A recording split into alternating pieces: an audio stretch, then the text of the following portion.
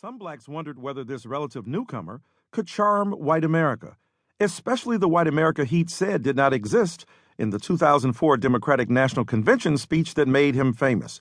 There is not a black America and white America and Latino America and Asian America. There's the United States of America.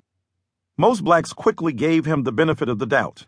They knew he'd had to say what he said, maybe even had to believe it, if he was going to help make America whole.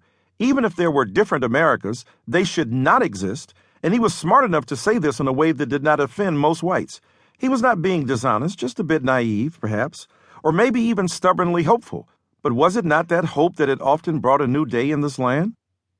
Obama's high optimism did not keep some black folk from asking if they could trust a man who never got angry or impatient in public.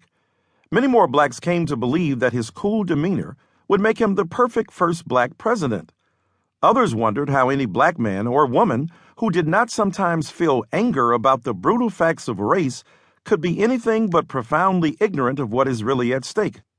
Or was he just willing to tell white Americans white lies about everything being just fine so they could eat the bread of false brotherhood while many blacks starved from neglect or indifference?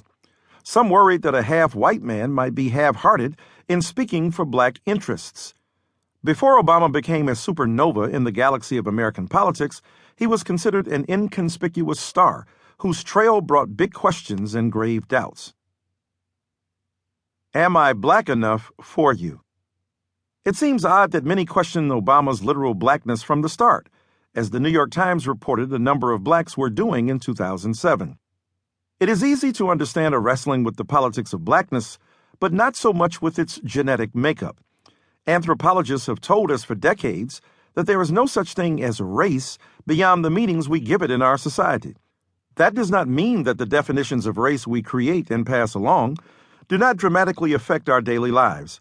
It means only that those definitions do not have a strict biological anchor. There is a far deeper interaction than usually advertised between the cultures we make and the chromosomes we inherit. Both play a role in helping us to understand or to complicate racial identity. We must keep this in mind when discussing two related but distinct charges made about Obama: that he was not black and that he was not black enough. The former argument is dressed in genes, even if it is also cloaked in social and cultural consequences. The latter charge is a political judgment. Its proponents worried whether Obama would sidestep or misuse traditional meanings of blackness passed on by activists and intellectuals alike. Both of these charges about Obama prove that we cannot just search the soil of science for the meanings of blackness. We must also unearth the ground of our political priorities. Stanley Crouch and Deborah Dickerson, two prominent cultural critics, led the charge of Obama's non-blackness.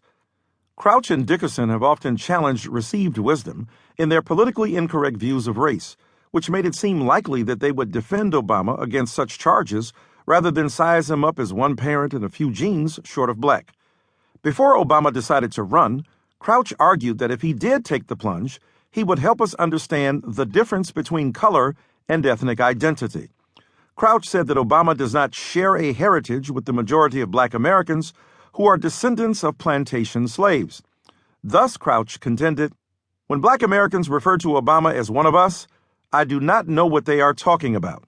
That is because Obama, despite some brushes with the treatment typically doled out to blacks, cannot claim those problems as his own, nor has he lived the life of a black American.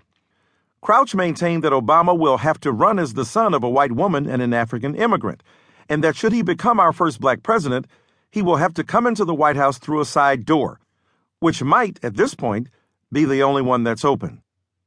A couple of months later, Deborah Dickerson, in the parlance of gambling, saw Crouch's racial definition and raised him a qualification or two. She had not earlier had the heart or the stomach to point out the obvious: Obama isn't black. Like Crouch, she argues that black describes those folk descended from West African slaves. There is a big difference, she says, between blacks and voluntary immigrants of African descent. Dickerson thus supports Crouch's distinction between color and ethnic identity.